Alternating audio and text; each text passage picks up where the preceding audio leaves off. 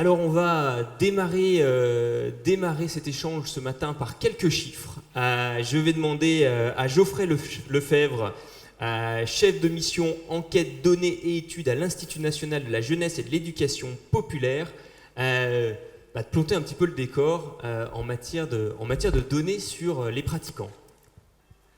Bonjour à tous, donc on m'a donné la lourde tâche de présenter rapidement un portrait des pratiques en France, pas exclusivement les pratiques outdoor, donc je vais faire un portrait rapide, n'hésitez pas à me poser des questions lors de la table ronde si vous voulez plus de détails, ce sera forcément un portrait assez court.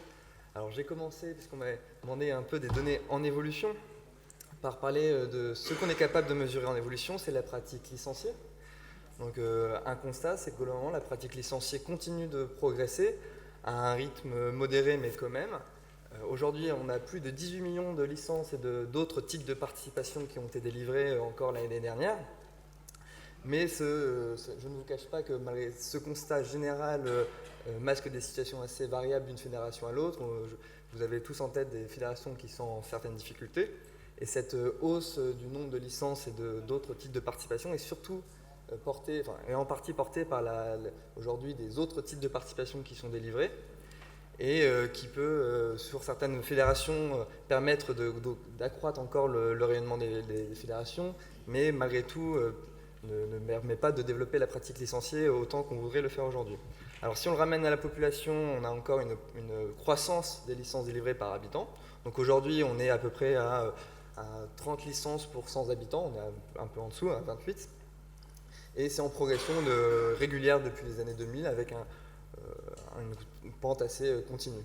Si on fait un focus sur les fédérations du réseau des sports de nature, on a un constat similaire avec également une hausse du nombre de licences délivrées par habitant. Mais là encore, il y a aussi un effet des autres types de participation qui masque une pratique qui n'est pas aussi régulière peut-être, une participation plus ponctuelle et qui peut aussi être moins positive pour l'aspect financier des fédérations puisqu'ils n'ont pas forcément les mêmes revenus associés à la divulgation de ces titres de participation. Alors ça c'est un portrait assez finalement limité de la pratique en France et la pratique licenciée. On sait aujourd'hui qu'elle ne concerne qu'une part réduite du nombre de pratiquants, notamment chez les adultes. Donc, ce recensement des licences qu'on réalise au sein de l'INJEP, c'est un outil riche, ça nous donne plein d'enseignements. On sait par exemple où sont les licenciés en France, on peut faire de jolies cartes sur les taux de licence par habitant, on peut également faire des pyramides des âges très intéressantes, ça nous permet de nous rappeler que la pratique licenciée, c'est une pratique qui est très concentrée sur les très jeunes, avec un pic aux alentours de 10 ans, un peu plus de 10 ans. Une pratique également très portée par les garçons, enfin du coup les jeunes garçons, les hommes, mais c'est un outil qui est insuffisant pour avoir une vision un peu complète de la pratique sportive et c'est pour ça que le ministère des Sports se dote d'outils beaucoup plus larges, d'un programme d'études pour mesurer la pratique sportive et les modalités des pratiques sportives. C'est dans ce cadre qu'en 2018, le ministère des Sports a mis en place un baromètre national de la pratique sportive. Pour ce baromètre, ça a été un outil co-construit. On a réuni pas mal d'acteurs, des sociologues, des statisticiens. Le pôle ressources nationales sport de nature a également participé à la réalisation de ce baromètre. Et c'est un outil de monitoring dans le temps et de suivi dans le temps de la pratique. Donc en 2018, c'était la première édition. C'est un outil qui sera reconduit tous les 2 ans et qui permettrait d'avoir un suivi de la pratique sportive et qui ne se réduira pas à la pratique licenciée, qu'on connaît déjà plutôt bien par ailleurs. Donc les limites de ce genre de dispositif, c'est par contre qu'on n'enquête que la population adulte, en l'occurrence les 15 ans et plus, mais par contre elle permet d'avoir beaucoup plus d'informations sur la pratique non exclusivement licenciée, et aussi on peut poser d'autres questions sur la level frein et motivation, je vais revenir dessus dans quelques instants. En parallèle, il y a également une grande enquête qui est portée avec l'INSEE, une enquête de la stat publique, qui permettra d'avoir pour le coup une vision très très fine des pratiques de sportives qui sera portée en 2020 et là qui, avec des outils beaucoup plus robustes, permettra d'aller dans le détail des pratiques et pourra fournir des résultats d'ici 1 à 2 ans. Alors je reviens. Oui, donc les grands enseignements de ces pratiques, c'est ce que je disais à l'instant. Qu'est-ce qu'on enquête? On enquête les pratiques au cours des 12 derniers mois, qui nous permet d'avoir un portrait de l'ensemble des univers sportifs. Donc on essaye de n'oublier aucune pratique. Ça va de la pratique des sports collectifs bien sûr, mais tous les pratiques de footing, running, même la gymnastique douce.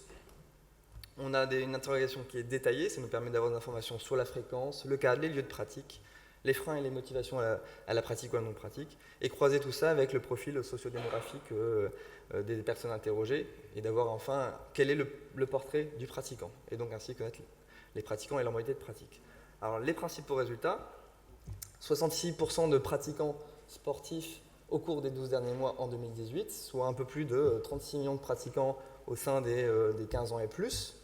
Et si on inclut également les personnes ayant une mobilité active, alors on entend par là les personnes se déplaçant à vélo ou avec des moyens de transport actifs, donc trottinettes, etc. Trottinettes non électriques, j'entends par là. On arrive à quasiment 3/4 de Français qui pratiquent une activité. Alors, un petit point de détail tout de suite.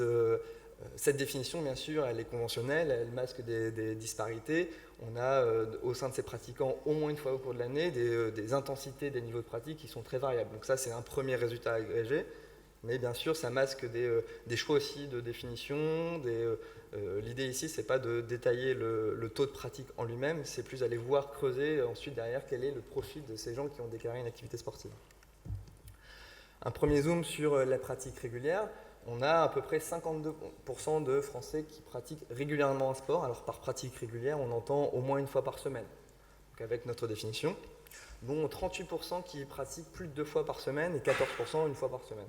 Donc on a au final des Français qui sont plutôt assidus dans leur pratique sportive, au moins un Français sur 2 parmi les adultes, les 15 ans et plus.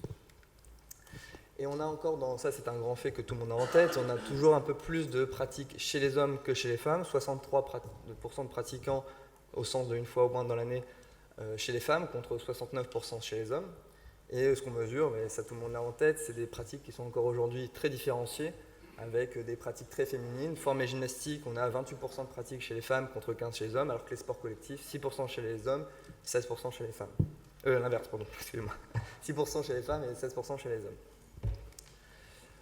Ensuite, des données sociodémographiques assez classiques également. Donc, sans surprise, la pratique baisse avec l'âge. Les classes populaires, les bas revenus sont sous-représentés parmi les pratiquants. Et on a également plus de pratiquants dans les grandes villes.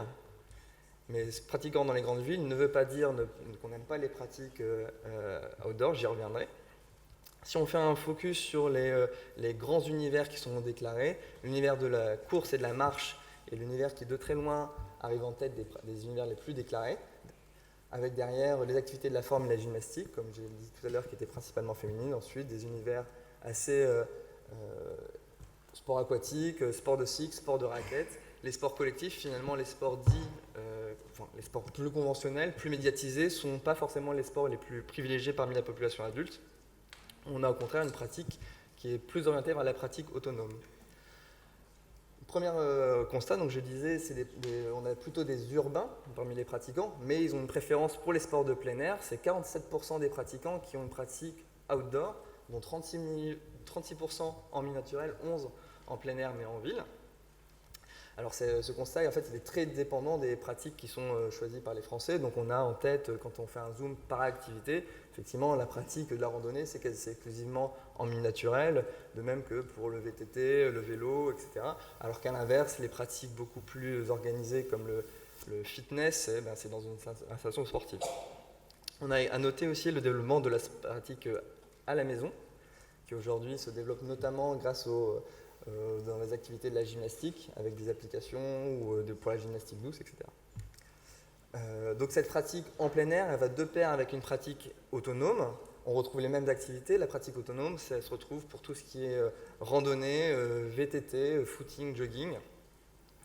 Et on sait aujourd'hui que dedans, la pratique licenciée est en fait assez marginale, puisqu'on a un Français sur 4 qui pratique son activité au sein d'une structure associative, dans le cadre fédéral. Ce qui est donc ce qui montre que la pratique licenciée, qui est quand même nombreuse, elle est concentrée sur la pratique des jeunes enfants. Très peu de pratiquants participent à des compétitions sportives, à peine 1 sur 5.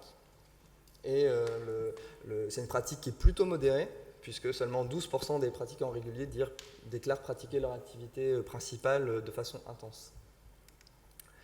Voilà, un petit mot sur les freins à la pratique. Donc on a tous en tête cet objectif présidentiel de hausse de la pratique sportive. Donc comment lever les freins à la pratique?